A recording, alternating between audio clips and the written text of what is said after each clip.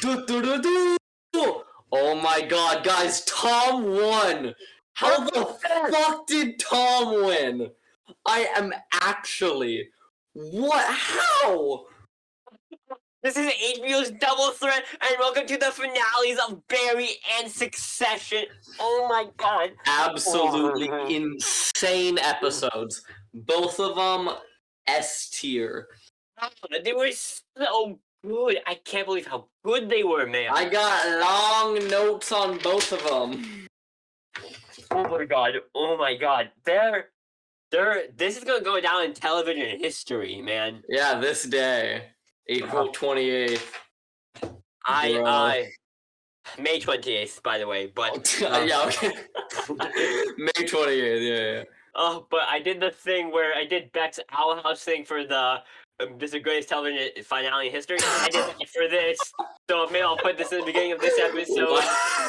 So, this is literally your Owl House moment. This is truly my Owl House. I can't, oh my god. I can't contain myself because I'm just like panicking. I have like, my heart was beating. Oh my god, I can't believe two beasts of television are over. Yeah. Let's just get into it. Instant thoughts, Beck. What do you think of the Succession finale? Oh my god, everyone lost. I cannot think of a single person that got what they wanted. Like I think Mattson, the villain, got everything that he wanted. Yeah, dude, like we were saying like last episode, they could do like a good ending or a bad ending. They're showing just like all these people are just they're worse off now. It's insane because like now they're all they literally all have like $2 billion now. It's actually like insane how like they can still have all that money and still be considered losing.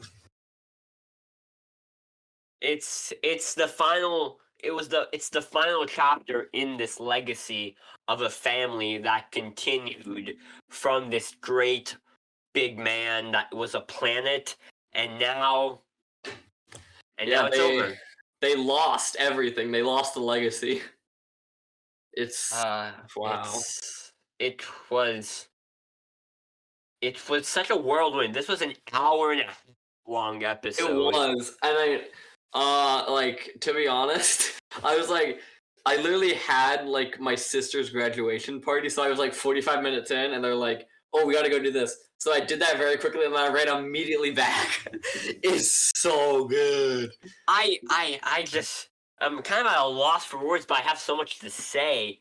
So, I guess I'll do the summary. You can do the summary, yeah. Okay, I'll do the summary for this one, and you do Barry when we get to that. Yeah. Okay, so, in this final episode of Succession, the things are prepping up. Now, it starts the episode off with Shiv and Mattson on one side, and Kendall sort of being on the other side, with Roman kind of in this new area, because now they're planning off with like they both need votes for this final board meeting to see is the deal going to go this way or that way. Who's going to know? But so Roman is kind of hiding out at his mother's place, and so both Kendall and Shiv try to go to him so they can kind of like get Roman to come to their sides. And then that was the funniest moment in the episode was when Greg used the translator thing. Dude, I wrote that down. He literally like broke the entire thing by using Google Translate. It was so funny that one of the most biggest moments in the episode was just him Google translating, and then he tells Kendall that essentially he Google translates Mattson and Oscar saying that Shiv is not gonna be the CEO. Not gonna be CEO, and then they tell Shiv, and then she freaks out, and so they're having struggling. They want to come together, but fundamentally they just can't decide something. Kendall obviously wants it to be him. He knows it's him. He's all of this season. It's building up to be him. He is Kendall Logan Roy. Yeah, I mean, I love that line when they're it's like they're sitting on the beach and it's like, he told me when I was 7 years old it was gonna be me. It's like his entire life has been building up to this. This is like this has been his main purpose in life for most of his life. It's it's yeah.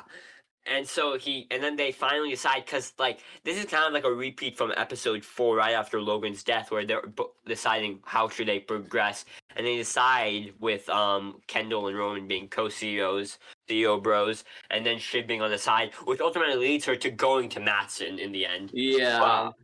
But then they finally come to a conclusion where I really like this little detail that they finally all come together, deciding that they're going to be a united front to stop Madsen, and Yeah. they're going to decide Kendall in the water, because Kendall's water thing has been It's the water thing was very obvious this episode. yeah, the water thing was very, very obvious.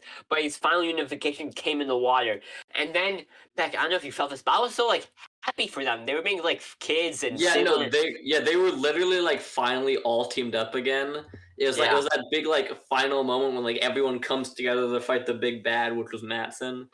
Yeah. So like them just being unified and like actually like being happy for like the first. I was really thinking like this is like the first time I've like seen them actually being happy. Yeah, it's like this show knows that when the siblings are together, everything is really they feel they're better humans for it. Yeah.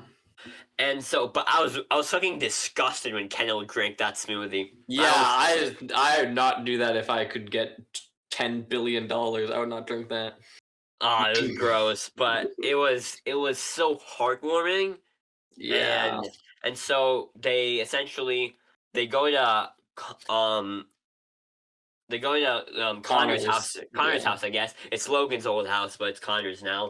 And so when they're like deciding what things to take, Viv talks to Tom, and and then after like telling her, Masson just kind of fucked me over, it revealed that Tom is the new CEO, and I guess that makes sense from the conversation he had with Masson earlier in the episode, but I did not realize that. I was like, oh, yeah. okay. I also like didn't realize exactly what they were talking about until later in the episode.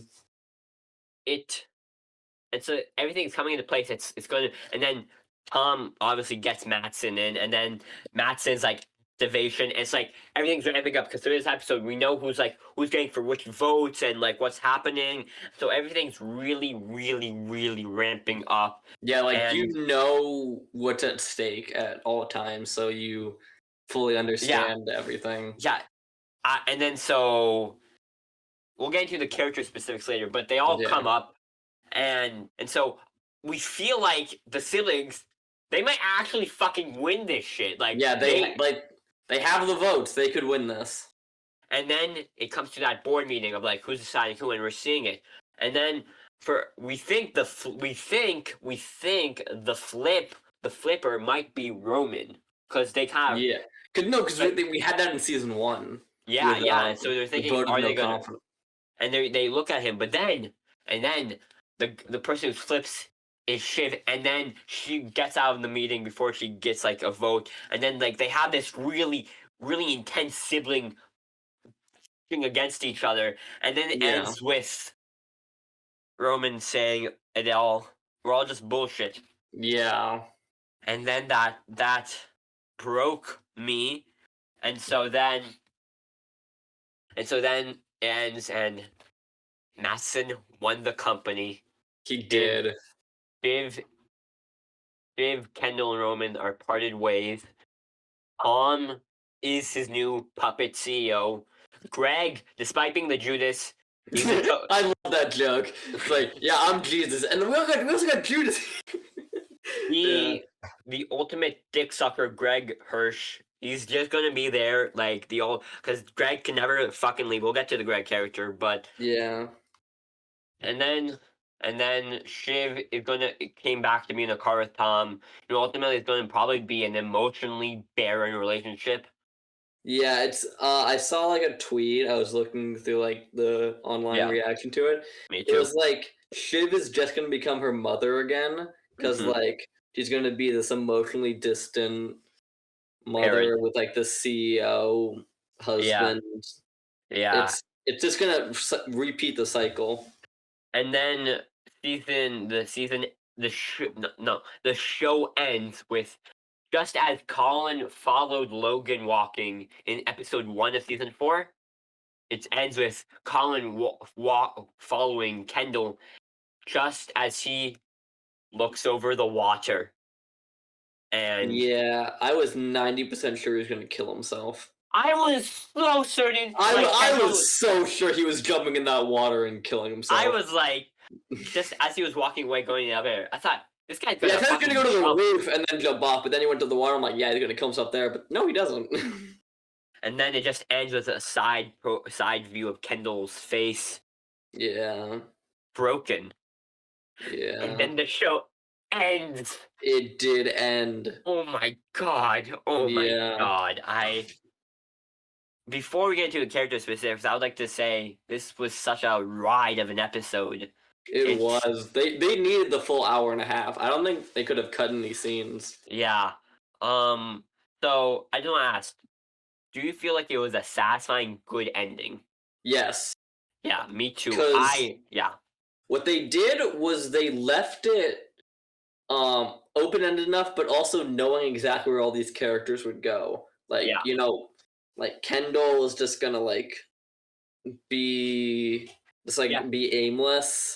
Yeah. Shiv is just gonna be this emotionless like wife thing about she almost had the CEO job and then now she's stuck. Let me actually tell you, like, I'm gonna just tell you because I saw that like after the episode, like it said. Yeah, I also watched that. Yeah. And let me just essentially what the creator said essentially was that, you know, the show, it feels like it will still go on, but the show has lost interest in what's happening because they've ultimately lost the objective. They've lost the company and the point of their father's love, and the show really has no more further points to say with these characters anymore. Yeah, I mean it's called Succession, and there's nothing left to succeed.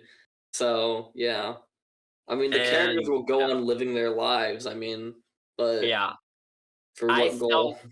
Yeah, so they're all just Kendall might do a corporate thing, you know, but he'll never be the guy his father was at the end of the day. And I feel like it makes sense because that at the end of the day, that's what Kendall is. I feel like the guy who was always poised to be Logan was Tom in the end of the day. Because he did the betrayal at the end of season 3.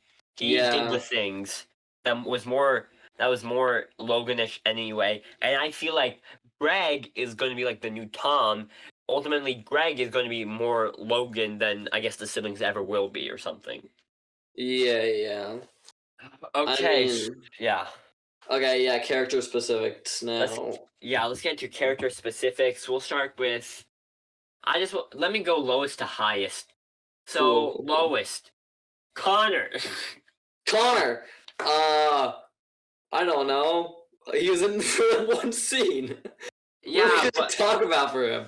I would say that I feel ultimately the show was being met within. Like the show ultimately doesn't really care where Connor goes because Connor doesn't care where he goes. The show, like, he will always be. There's nothing truly left to say. There's nothing truly something to say about Connor other than Connor is always gonna be in this imaginary world with a wife who doesn't actually love him. So, yeah. And then let's talk about this moment in the when they were watching the video of their father. That was a great moment because like they finally got to see a side of Logan that was never around when they were there. Yeah, he seemed completely different. Like it was really weird to see, but like you could imagine that's what he is. Like without the 3 siblings. Yeah. And it was kind of sad to see a father that was never there be a man they never saw. And so I feel Connor's always going to be what Connor does, you know? You're just going to exist and he's not really going to do anything. Now, let's get to my favorite, not favorite. I really enjoyed his arc of the story, Greg. Oh yeah. You could see throughout the series, he gets better at like proposing deals for information, and this was like the final like got you knowing that Shiv isn't going to take over. Yeah, He is like the one who holds all the power. He is the one that changed the entire tide of this war. Mm-hmm. Yeah, he's always a little cockroaches that Yeah. changes, and so he gets through this episode, but he ultimately is fucked. But at the end of the day, Tom is never gonna let Greg go because he's the only guy Greg is the only guy Tom has really left, you know. Yeah. And so you just ultimately, I see Greg as. I feel like Greg. I don't know if you. I feel like Greg completed his arc of getting from an amusement park worker to a guy who's at the bottom of the top. Yeah, definitely. I mean, he has changed so much. Yeah, It's and Greg doesn't have any self-respect. He's nothing. So he's fine being a sticker on his forehead. You know, yeah. it really completed the Well, Spores arc. You know. And I feel like Greg, at the end of the day, Greg is just another kind of Weasley guy who everyone throughout the entire show, everyone's been saying Greg, he's gonna be the one who at the day who gets it, like or like a joke like that, something. But Greg, at the end of the day, he did get something. He's on the winning side. even though he did betray them, And he's and still yeah, and the thing is, nobody winning. gives a fuck enough about Greg to actually fire him. Yeah. And so he's always going to be that little guy that always going to do your dirty work, you know? He's going to be a little because that's the truest thing about Greg that he's been growing to just be this little corporate schmuck of a guy. Yeah, he has Yeah. definitely grown into like Tom, basically. Like Yeah. they went up like each one rank. Tom became Logan. Greg became Tom. Yeah. And so that's at the end of the day, maybe Greg is going to be a Logan at the end of his life. No, that's never gonna happen. Yeah, but he's going to be that type of person, you know, the type of like Yeah. corporate villain. And so let's get into Matson. Ooh, Matson, the what are big bad. your thoughts? There was this really good scene. It was like maybe like 10 seconds maximum. It was right after the scene in Logan's old apartment. Tom Shiv, and you're saying like zombies activate? Yeah, he just runs in there, and this is the first time we've like seen him this like Angry. angry, energized. He is like panicking. Yeah. It was like it was Seeing that it was amazing seeing to that see him side like of that. him was insane. Yeah, it was insane. It's like at the end of the day, I think as much as we can say these different characters are like Tom is a Logan or Kendall was a Logan, or then yeah, it's really Madsen who's another fucking Logan. Yeah. He is that corporate fucking villain who's gonna take you down, and he won at the end of the day. I think I told you back that I didn't know he's gonna win, but in the same situation that Matson is gonna win because he's outside of the family. Yeah, Matson definitely like he wins. He He wins gets it all, everything he wants. It's yeah, and so actually. it begs me to say, what does Succession ultimately is trying to say? Is it like now that's out of the family? Is it going to be like a better company for it, or is it just going to be the same level of bullshit no matter what?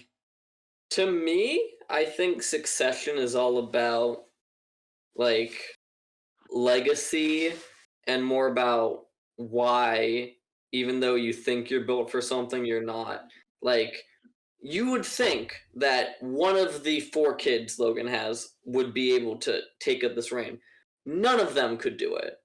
None of them. Kendall, Roman, Shiv, definitely not Connor.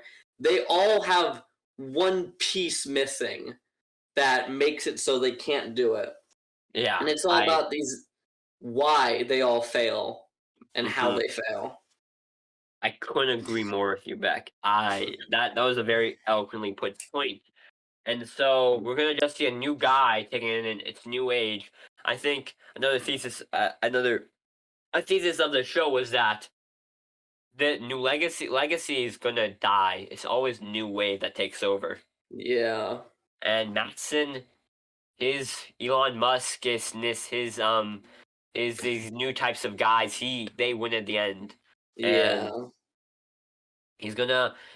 Let me say, he's not gonna be he's not gonna be a good person. He's just gonna create the same level of shittiness that Logan did. You know. Yeah, I mean, it's just passing the position from one shitty guy to another shitty guy. They're all, and in a way, well, Matson won, but Matson's probably just gonna is another broken person, I assume. You know. Yeah. And it's just gonna be a new era of cruises and and like stuff like that. There'll be more scandals like that probably, and until what Matson's four children want to take over, Yeah. and that's kind of like because at the end of the day, what I think was interesting, like at the end of the day, this is a tragedy at the end of the day instead of a comedy Yeah. because and it feels inevitable because that's what the guy said in the after thing. It's inevitable that literally all this badgering around that we're thinking is Kendall or Logan going to win. At the end of the day, we know now that it's in hindsight, we feel like it was inevitable. Madison was always going to win. We feel. Yeah, that's one of the sad parts, because, like, when you see the three siblings working together, you're like, they can do it. But then you always got that thought in the back of your head, it's like, they've never Yeah, successfully been able to pull anything off. And exactly. you're like, Because when I was watching that, I was thinking, this is too happy for Succession. yeah, I'm like, please, like, they could do it, but then they fucked it up. Yeah. Okay, Tommy Wambsgans. Tom. My favorite character of the entire show, I would say. I just love the character of Tom. He's really he's he's one of these characters I feel like Greg that has grown from the man he was in season 1. And he's finally learned how to live without kind of like Shiv or something, but it's trouble because he's always kind of like in this he's in this area where he can't quite move, but he's always I don't know. What do you think? Yeah, Tom is really stuck in a situation where he is either going to get fired or is just going to be a punching bag as the Mhm. CEO. So he just decides, I'll be the Yeah. punching bag as the CEO. I'll take it, and I'll Yeah. just do what I can. Because that's what Tom was built to do, and that's what Greg is going to be built to do. And so it's just like Tom he's at the top. He's won. What are your takes on him winning? I can't necessarily say he's like He won, but he won, but like he didn't have a victory. It's kind of like how there's no winner in war. Like he exactly. took Exactly. so many, he lost so much to get this. I mean, he's now Yeah. like in a marriage he doesn't love. He kind of has lost most everything, and all he got is like Greg and this like And puppet Madsen. as CEO. Yeah. I feel like that call with Shiv on the plane was really sad because like Yeah, she was like saying, "I we can finally be together. I can get Matson and you can stay in the company and we can get her." But he was like, "I don't know. I feel like he feels like they're too broken." Because like, did we ever think? I definitely thought this, but is there any true way for them to get a really happy ending? Anybody in this show? It's just what level of brokenness resides in the characters, and what level of power do they possess? yeah. And I so mean, Tom, yeah, if the vote had gone through, I yeah, mean, I don't know, like, if how much happier they would actually be, yeah, and because that's you're yeah, right, you're right. That's what, because yeah, I mean you're right. Yeah, you're totally right. Because yeah, like they won't. How will they be happy? Will it ever fulfill that need that says Logan saying "I love you"? yeah. And so Tom, he won. I feel like people are saying, yeah, Tom Wom's games, Tom heads, we won, but he's just another. He's become soulless because this was the biggest twist that we think Kendall is going to become this at the end from last episode. He's going to become the soulless CEO with no family, just like Logan. But at the end of the Yeah. day, as soon as I saw like the siblings together and like being together, I realized that's too happy because Logan would never be like that. Yeah. But Tom, he's going to be like that. And that final car in him and Shiv, this is more connected to Shiv's character, but they're together, but no emotion on their faces.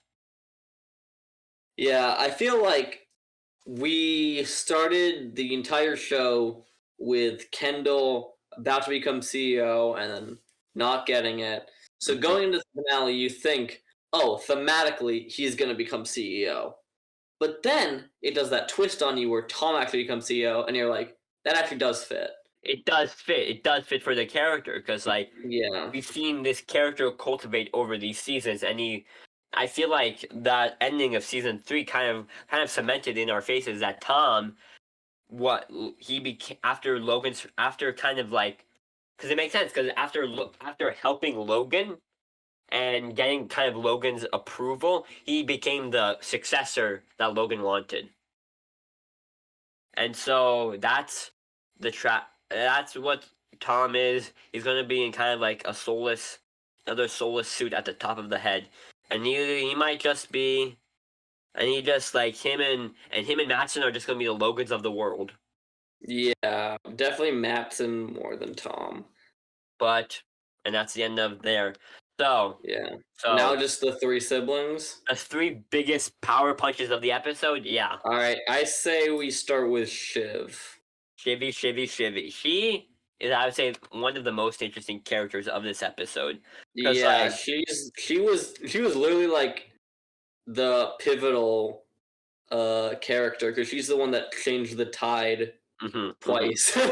Like first she was on Matson's side, she swapped, she worked with them, and then she swapped back again. Yeah. So through this episode, she's on the Matson side, but then after finding out that she after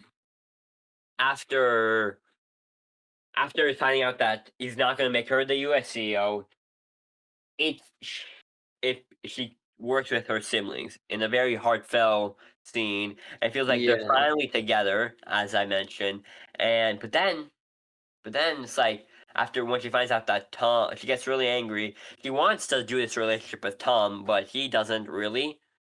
But that's just kind of how it happens, and so we feel like, okay, Tom stuff, but they can stop Matson. They'll all be happy, but then when the vote comes to her, she doesn't decide anything. And so what fundamentally do you think made her decide not to go with Kendall? I mean, Kendall as a CEO is not work. It does not work. I mean, you might think, yeah, Kendall, he's been built for this. But we've seen him. He tried to do that co-CEO thing. That didn't work. Like Shiv saw all that happen with like the Living Plus stuff. He doesn't know how to be a CEO. And then she's just realizing that, just like, this is not going to work. This might just ruin the company. Yeah. So she's like, you know what? I mean, either way, she's not going to become CEO either way. You might as well get the money, have Tom just be the CEO. He's just like, I've already lost. I might as well get the least loss. And also, especially this scene, I was screaming at my monitor. Yeah. When Kendall just lies, that broke her. She just lies like that. Him doing that, I understand completely why she didn't want him CEO. Yeah, that's the moment that it ended because you feel like maybe that's the moment when he lost. Yeah, and so, but I was also kind of screaming when she was like, she was not saying yes or no to the vote. I was like, also, just say no, please, come on. You can be happy. You can be happy. You can be happy. Yeah. I say another perspective is that Logan has broken these children so much that a part of her wanted to be CEO, and she wanted to not let Kendall win, and she'd rather like nobody wins than I guess Kendall win, I guess, in a way. Yeah. Which is another perspective. And then I think that scene in the after they when she rushes away, that's more of a Kendall scene. Yeah. But and then and now like the creators, they say after the show, there is a future beyond these characters, and maybe she'll do some politicking, with Kendall, Yeah. with Tom and Mattson in the company. But essentially, it doesn't really matter because she's kind of lost. She didn't win, but she didn't lose, Yeah. and she's in a precarious spot where And sometimes that's worse. yeah, yeah, Cause like and she like can't do anything. she can't do Really. anything. It's she's gonna Matt. She's kind of screwed herself with Mattson, but she's still with Tom, and she's gonna be an emotionally distant mother. Probably she's not gonna be a good mother. We can say that for sure. And yeah, and so it's her character just ultimately is a tragedy. Everything's a tragedy in this episode, really. Yeah. Even the winners have our tragedy of like of what life is in this corporate America, and it's a tragedy of Shiv because like you think the siblings can really get together, but they couldn't.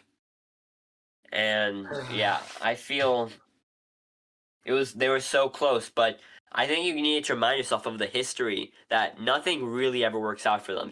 Succession is Yeah. not a work about teamwork and dream work. Yeah. It's about the brutal reality. And then okay. Is that all you want to talk about for Shiv? Yeah, unless you have something. No, that's all. Okay. Next, definitely we got to talk about Roman. So Roman. Roman probably that scene where he's like, it could have been me or it should have been me. Yeah. That one that hit hard. Yeah. What are your thoughts on it? So for me, Roman in this entire episode is just broken after episode 9. Yeah, he broken himself. Yeah. And Yeah. especially like the stitches and all the stuff, you can see that. And then he's getting built up as all this stuff. They all work together finally, which Roman is like the big family guy. So them finally getting together, he's feeling good. His siblings working together with his siblings is what makes them better. It makes Roman a better person. Yeah. But then they're sitting on the beach and he's like, they're all like, who should be CEO? And Roman, he messed up at the funeral. That he could have been CEO. Yeah. But then he got emotional at the funeral and if they do that, they lose. Mm-hmm. So just that. Yeah.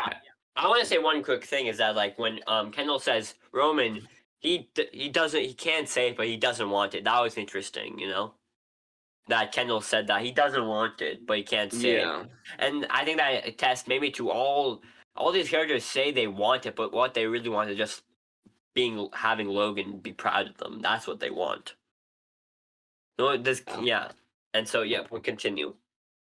Yeah, so he is like fighting for CEO because I mean, like you said, Logan when he was like Logan when he was about to die said he wanted Roman to take over. Mm-hmm. Which that beach scene, I love how it just shows how each of them have been told by Logan that they should take over the years. Mm-hmm. So it just is like wow, like they all think they deserve it, so they're gonna fight for it as much as they can. Mm-hmm. Mm-hmm. Yeah. But then eventually Roman is like, okay, we're gonna do Kendall, but you could tell this was not what he wanted. He wanted CEO, and then they're in that, and then right before the board meeting, he just is like, it could have been me because. It could have been. I mean, Roman could have been a good CEO. I mean, they all could have been great. Yeah, ultimately, but they could have been great. That's the idea. They could have been, but they're not actually Yeah. great. We saw in Living Plus that he was just firing Yeah. people left and right. He was not a very good CEO at the end of the day. Yeah. I Because don't know. I feel like Roman is like my favorite character because like yeah. when you first see him, he's making a ton of jokes but then like when you actually like go deeper into him, he's a deeply emotional person. And so exactly so this is why I feel like his endings was one of the saddest endings. His last scene, because whenever you're watching the last episode of a TV show and you're getting near Yeah. like the ending of the episode, every last scene you see of a character, you might feel like this is the last time I'm ever going to see this character. Yeah. I said to my dad, "Hey, after they left Caroline's house, that's the last time we're ever going to see Caroline again in this show. You know, we're Yeah. never going to see these characters again." And that last scene in the bar. Well, that's from the words of Jesse Armstrong, the creator. He said, Yeah. Roman is gonna be what Roman does. He's gonna be like he's that playboy who makes a bunch of jokes and is a little nasty instincts. And him drinking the martini is just his character. And this entire Yeah. Roman is just the playboy guy. But this show has just been a little bit of a detour to him, and now he's finally just continuing to be who he was in the beginning. Yeah, it's so hard because like you could see how like if he was a CEO, he might have been able to like change into a better person, but then just losing this vote, he just gets kicked back down and forced, or like is pushed back onto this path of just not caring. And that's a really sad ending. But Yeah. going into the board meeting, he's like he's like he feels we feel like he might flip, but he doesn't. He's good. He's finally. It feels like maybe he's past the Logan curse. He can say no at the board meeting. Yeah, I don't think I didn't feel going into that board meeting that he was going to say no because like Yeah, I mean, he is probably like one of the one of the members that cares the most about the family, so he would want to keep the company and the family.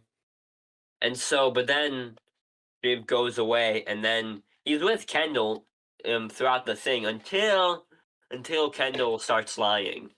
Yeah, we're going to talk about that a lot when we get to Kendall. Yeah, yeah, yeah. And so, and then I feel like it hits him like a ton of bricks, Like sometimes Roman can give the most pure pointed clarity because I feel like over these past 3 episodes, Roman's gone from an arc of like he's with Kendall, he's pro fascism, I guess. He's pro Mencken. Then he gets knocked back down at his father's funeral and feels like empty. But then he rises up with his siblings, and then the moment Kendall lies, I feel like it's like a time break. We're fucking bullshit. We're just bullshit. Yeah. And I love that That moment. I love that moment. That might be my favorite line of the episode. It's all Yeah. nothing. It's nothing. Yeah, I mean like they're all just scrambling for just more of what they already have, money, power, all that. Yeah. I mean, all they really want is like taking over a CEO because that means their Yeah, you'll father's be proud. approval. Yeah. Yeah, but none of them end up getting it. And then Roman just gonna be who he is. He's probably just gonna be a guy who drinks and is a cuck or something, and Yeah. he'll probably just live with his billions, and yeah, and that's Yeah. as I can say to every one of these characters. That's the tragedy of insert character. Yep. And then let's get Okay. to the number big one one. boy. Number one boy. He He is- is the eldest son. He is definitely the main character of this episode. We start on him. And we end on him. He is like in the beginning, it feels like Kendall against the world. Yeah. It's like he has like almost none of the votes. He's scrambling. Yeah. But then over the episode, he gains Roman as an ally. He gains Shiv as an ally. They all group together. He's getting built up. Yeah. He's going to win the board vote, and then it all falls apart in the course of what, 5 minutes? The number one boy. He's truly the boy who could not be king. Yeah, like this hurts so much. You could tell Kendall's central motivation is just to succeed. To succeed his father. I keep remembering this line. The fact that Logan, when he was 7, told him, "You will be the CEO." Yeah. That I kind of feels like that is what forced him on this life for all these years. He has just been focused, laser eye focused on becoming the CEO. He's put aside the family, all this stuff, just to become the CEO. And he is just blinded by that, and that eventually is what causes him to lose and not become the CEO. And it's really, really sad because he was one word away from being CEO. One word. Yeah. One single word out of Shiv's mouth, and he would have been forever CEO. Yeah. And so let's just roll back a bit. So in this episode, we feel that he's finally getting along with his siblings. And so in my thought, I said, okay, Succession's gonna have maybe a happy ending, you know? He's gonna become CEO, but he's not gonna be that broken Logan person. He's gonna be with his family. But then as the episode continues, all to Shiv and Roman too, like this can't be that happy. Yeah. This can't be that happy because that's just not how Succession works. But then Shiv, and so the thing is, throughout this season, he's been prepping up to be a Logan. Last episode, we feel like, oh, in this episode, he's going to become that broken. Last episode, we feel like next episode, he's going to become that broken Logan, and the last shot of him is going to be him sitting at like the table meeting, going to be like Logan and be broken or something. But he doesn't. Shiv goes away, and then it all falls apart in that maybe 5-minute time frame, as you said. Yeah. And so he starts becoming what Kendall always is. Because you know what I told you last episode? I told you that is Kendall going to become that? Is Kendall going to become that Logan, or is Kendall going to do what Kendall always does? Fall into a cycle. Kendall always does.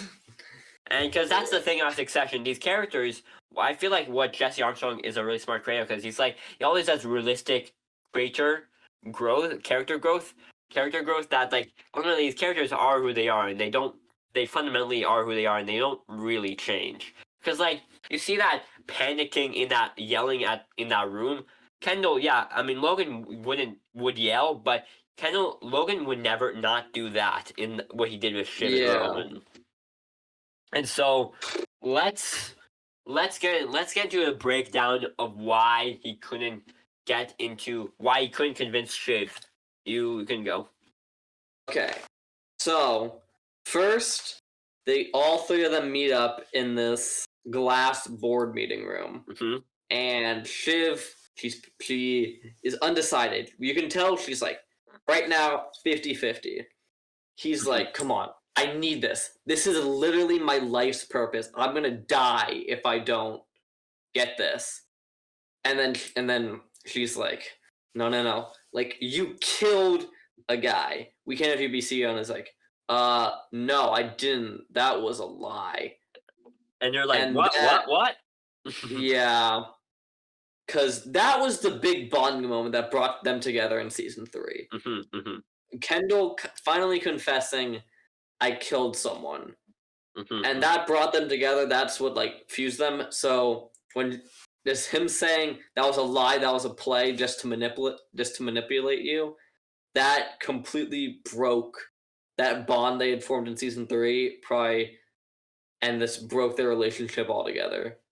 And it's just brutal because it was so close, and then Kendall starts falling into his Kendall rabbit hole, and he's like, no, I did no, which kid? I didn't do. I did not do it. I did not do it. And it's like, and then I cringed so hard when he was doing that, and it was like, and then and then Roman saying that's not actually your bloodline, and then him putting his fingers on Roman's face, and then kind of like doing sibling fighting or something. The worst thing was that this was all in a glass conference room. And so people just cut to them on the back, them screaming at each other, punching each other at like a board meeting. It was insane. And yeah. And then it's just so brutal because they were this close to unification, and I feel like after this show progresses in the future, we'll never see in the season 5, 6, 7 that we'll never actually get to see. They Yeah. won't repair. They're not gonna. Yeah, These it's siblings are not not gonna gonna. get fixed. I mean, it was basically kind of just a shallow truce when they all had this common enemy and this common goal of protecting their father's company, but now they have nothing really holding them together. And then yeah, and so that's how they progress, and then you feel like because Kendall in this episode he said earlier, if I don't do this, I might Yeah. die. And I felt like that was foreshadowing for him actually going to kill himself after. 'Cause he No. walked out, and then he said, "Come on!" He goes to the boardroom. I can do this, and then he just goes down the elevator. And I felt like, dude, this guy's going to fucking kill himself. Yeah, I literally was 90% sure he was going to do it. But no, he goes down the elevator and then he goes and sits by the water. And then ultimately, and then I don't know if this is something, but there's gates to the water, and Yeah. he's like blocking to that unification he wants, and ultimately ends with the show with Kendall. I love that final shot, just Kendall watching the water, Yeah. and then because after this, Kendall just gonna do like a thing. He'll probably be a shitty dad, and that's it. Yep. And Kendall will be that broken man. Tom will be that broken man. Greg will be that broken They will person. all be them. They will all be broken.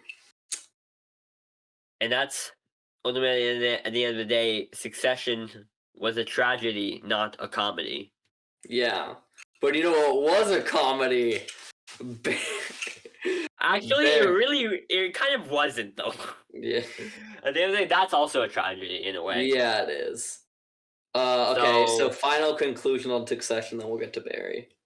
yeah, I would say I love it. I think it's going to go in one of the best TV finales of all time. I think it's the best, one of the best shows of all time. And yeah, Is it the greatest finale in television history? maybe I'll put a clip right now. No, I won't.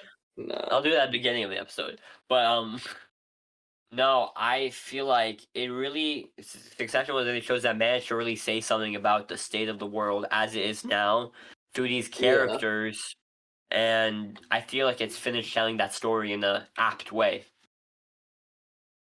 Yeah. Amazing TV show. Amazing TV show. Let's get into another amazing TV show. Barry, instant thoughts. I felt it totally stuck the landing. I know I was unsure the last few episodes, but I felt it stuck the landing. What about you? I thought it definitely stuck the landing. I like how they ended it with every character, so I can't wait to go into those. Me too. I loved it. So recap us. All right, so we start the episode. It is everyone basically meeting up at NoHo Ball to confront each other. So the first confrontation we have is between Hank and Fuchs, and they're just like staring each other down, and then Fuchs is like, admit that you killed Cristobal, and then Hank just is like, yeah, I did it, I didn't want to, I was scared, I should not have done it. And I thought that was a really powerful moment. And then both their forces just shoot each other, and the battle's over in like 5 seconds. That was really Which was pretty funny. But yeah, Hank dies holding the hand of Cristobal, the man he loved. And the statue, yeah. That was a good character death for him. I felt his arc was pretty good. He finally just like accepted that he made a mistake. Okay, and then Fuchs takes Barry's son. Sally is just there hiding from the gunfire. Okay, and then the next confrontation we have is between Barry and Fuchs, which was amazing in my opinion. So Barry, we see him, he gets out of the house, he goes to a Walmart. He buys like guns. He has them strapped to his chest, and then walks through with like kids sitting right That next was to him. really funny. That was a very funny. But yeah, he gets there. He's ready for like an all-out firefight. This big dramatic final battle. But then he just sees Fuchs. Because Fuchs did not know he had a kid, which was I felt big. They both stare at each other, and Fuchs just was like, yeah, and he walks away, and that's the end. I thought that was great. Yeah, but okay, and now we have the final confrontation of the episode. Sally and Barry, they go to the motel. Sally just leaves, which I thought was amazing because what I love what they did with Barry was like, he's like, God, you're gonna forgive me for all this, right? I'm going to heaven. It's gonna be hype. And then when he doesn't die, it's like, no, he forgives all that. I'm good. And then Sally's like, I survived, so I'm good. Yeah, I'm like a good person now. But Sally just like, I'm done, and yeah, she leaves. I thought that was great. But Barry, he can't handle that, and then he goes to Kusuno's house. Kusuno about to kill himself because he's now framed for like the murder of his girlfriend, which is a terrible, terrible turn of events for him. I'll get to that. That was brutal in my opinion. Barry barges in there. He's like, "Where's my wife and son?" But then Kusuno, there's a gunshot, and Kusuno has shot Barry. I was so worried he had shot himself.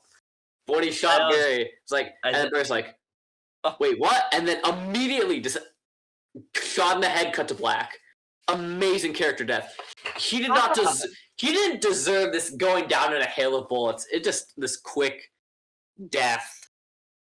It's fitting because he's not a good person. He was not. Yeah. And then we cut to like, I don't know, like a time jump. 2 years later, 2 to 4 years later. Maybe 5. I don't know. Yeah, I don't know. Okay. They're all grown up. Sally is now a theater teacher. And then Barry's son goes and finally watches the movie based on his father's life. And it paints Kusuno as this terrible villain and Barry as this hero, which that was brutal. Was brutal. Just like to see this terrible role reversal. Yeah. Okay.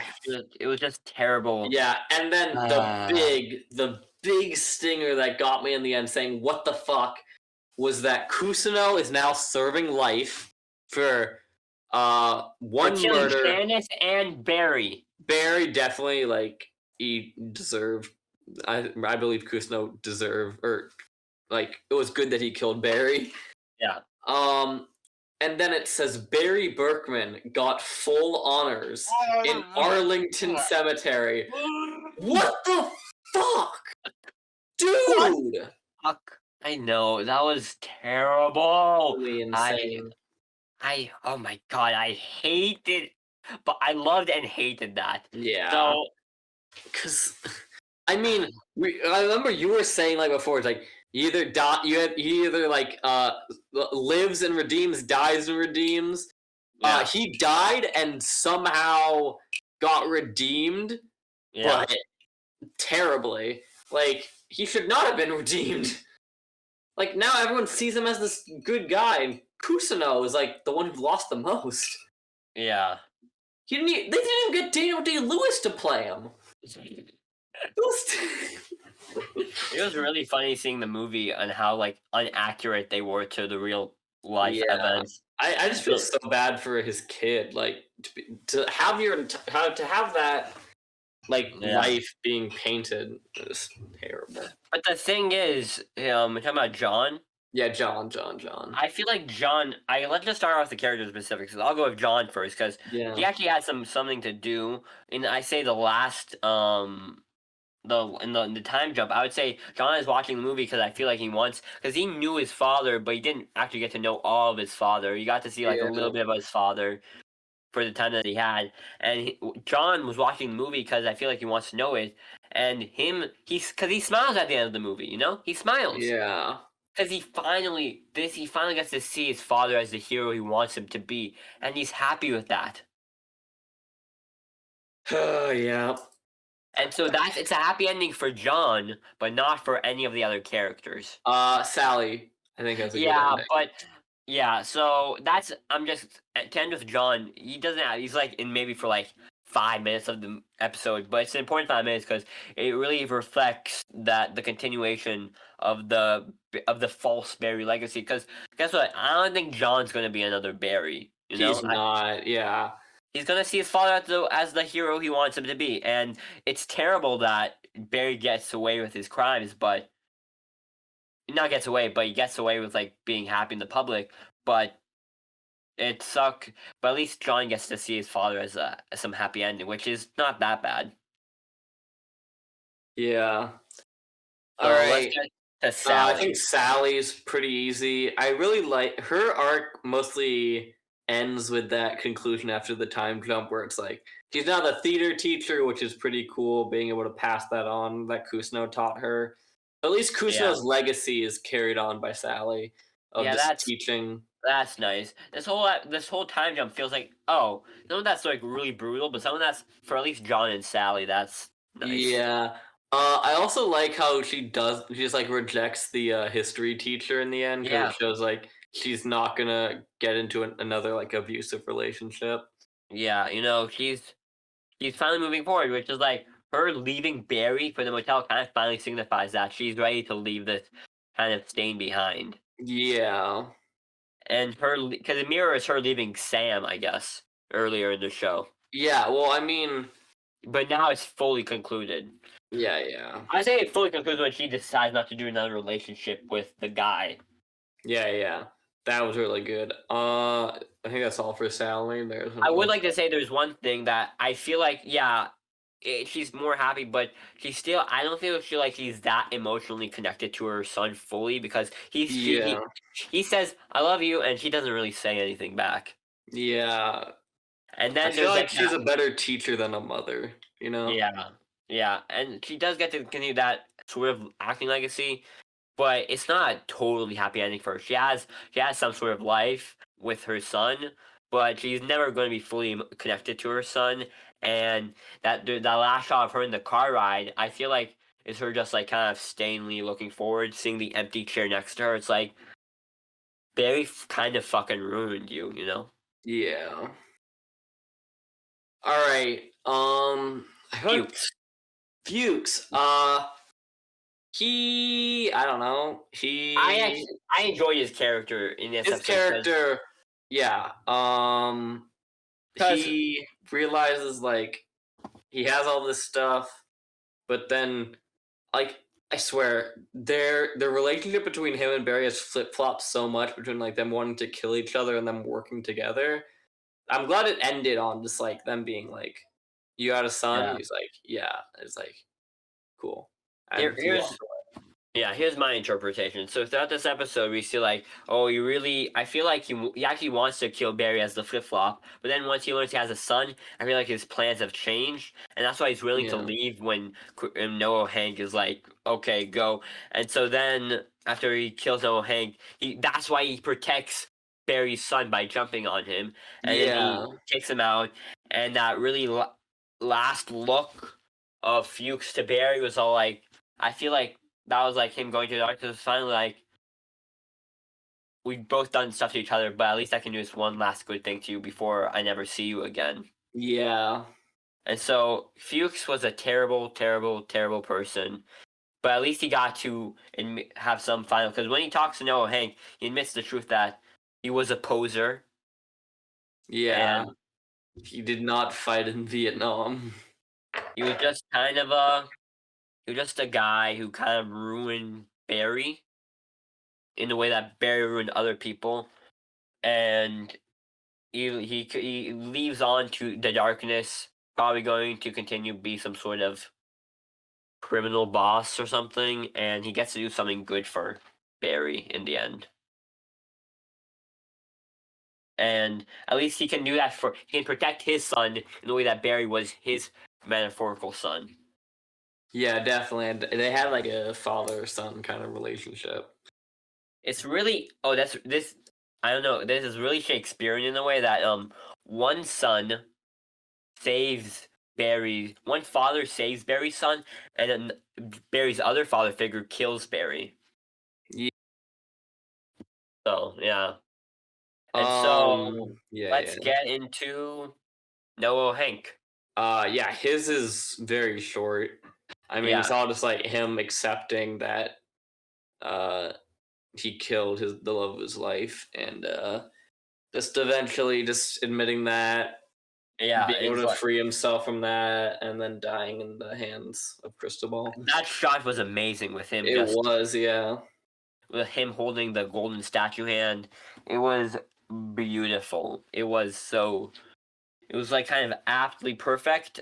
And so yeah, and so it's really about his arc about like he ultimately dies a criminal boss, Yeah, the way he was extremely successful, but he didn't have the one thing he wanted, which was the love. and so his character is kind of a sad one because he's probably just going to be like marked up in some sort of body bag and and Yeah. and so his character is just kind of a really sad one. It's a guy who wanted love, but that didn't work out, and he tried to do this new business, but it failed, and at least he got I some mean, the sort of. business didn't fail. It was I doing mean, yeah, extremely the business went well. well, but his life, It didn't fill the hole in his life. yeah, and so that's. There was not really much left to say with Noah Hank other than him admitting that he failed Cristobal. Because the thing is about Barry, it's kind of like a harder show to digest because it has shorter episodes, and so it's more about subtleness than Succession, which I feel like has a lot more hitting you over the head to say stuff. Yeah. Okay, but let's get into I feel like the two biggest factors of this episode: Barry and Gene. Yeah. Okay. I think Barry's is maybe a bit simpler. Okay. He is like trying to redeem himself. He's Mhm. he's trying to redeem himself, but like In a bad he's way. not. He's Yeah. not going to. He pretty. So Yeah. it's kind of like playing with the trope of like the really bad guy redeeming himself in the end. So he's like, I think I've redeemed myself, but no, he hasn't. So He hasn't. he just ends up getting killed by By Kusno, Gene.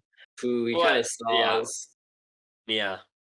I would say so. This is my little take. I would say that him, like, he's in the car, and he's thinking, he's like, "You, oh Father in heaven, oh, blah, blah, blah," and and so then he's all like, he's almost able to, he wants to save him, and so he's about to go full Rambo in the NoHo bottle, but then Yeah, Fuchs gave him, and then he's all like, you know what? I think I'm good. And then he wakes up, doesn't see Sally's there, and so he goes to Gene's house, and so then he's talking to like his agent, and then I feel like that moment where he's like, he realizes that his son and Sally isn't there. I feel like that's actual thinking.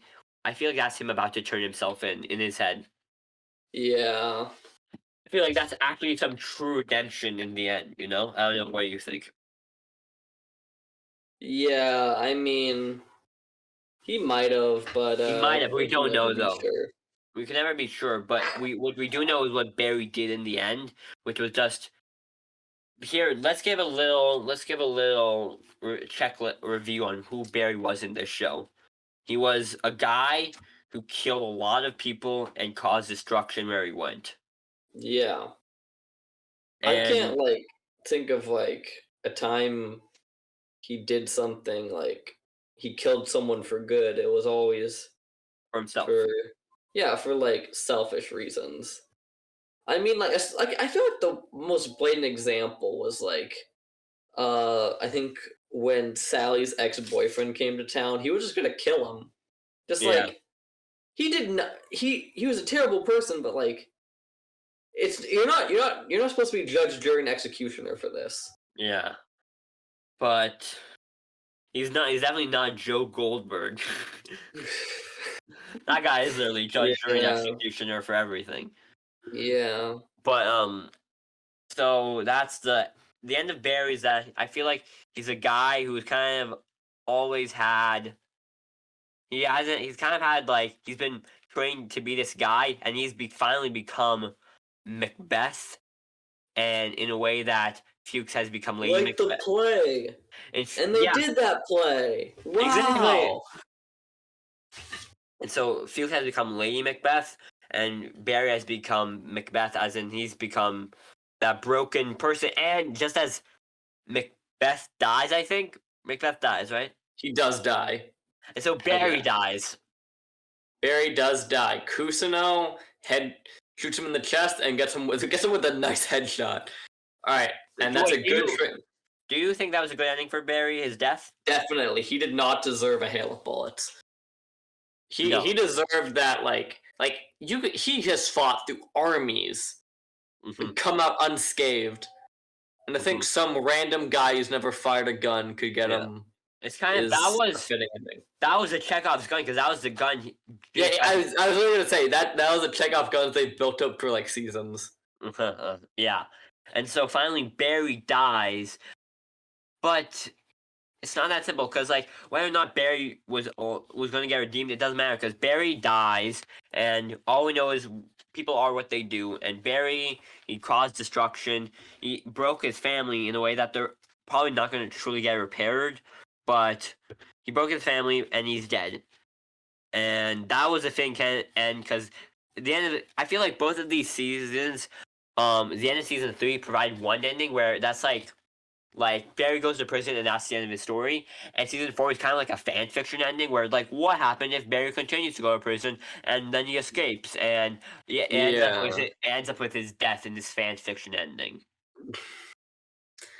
Yeah, I mean, yeah, you could say that.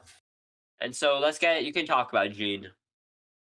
Gene, I feel like he is a flawed character, but he is generally a good person, I would like to say. Yeah. Selfish? Definitely. Egotistical? Definitely. But compared to other people, I would call him a good person. Yeah, that's apt. Yeah. So he has gone through so much in this entire show. Season 1, his girlfriend is killed.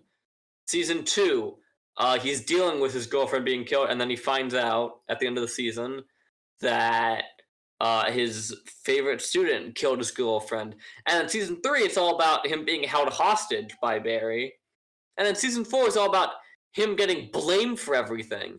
He just takes so many L's. He finally, this other version of his father, because you always assume maybe it's Fuchs that's going to kill Barry or something like that. Yeah, it's this other father, the father who helped him, who made him who rebirthed him, who killed him in the end. And that's I'm not smart enough to analyze this, but it's all very Shakespearean, that in a way that it's all being taken down.